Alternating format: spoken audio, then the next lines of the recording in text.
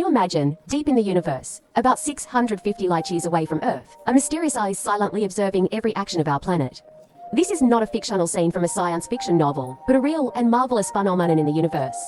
Because of its striking resemblance to a human eye, people call it the Eye of God. However, in reality, the Eye of God is a spiral nebula officially named NGC 7293, located in the Aquarius constellation, about 650 light-years away from us.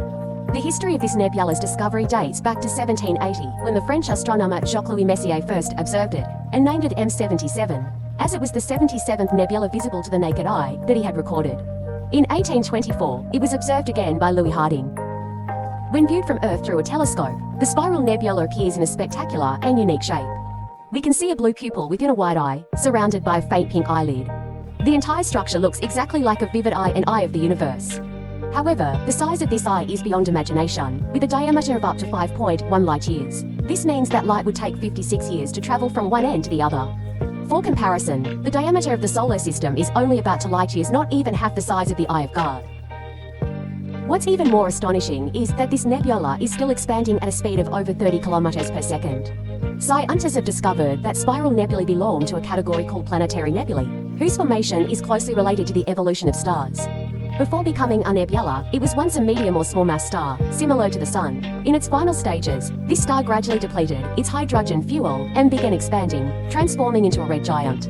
Then, intense changes occurred within the star, causing lighter elements like helium to fuse into heavier elements like carbon, forming a dense carbon core.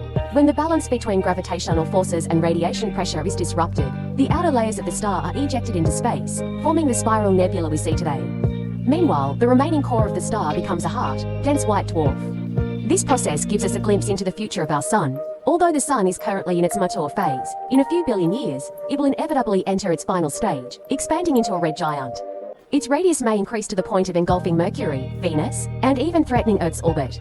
In the end, only a dense white dwarf will remain at its core, much like the one found in the Eye of God. By that time, Earth may be swallowed by the Sun, and our once vibrant blue planet will no longer exist. The flame of life will be extinguished.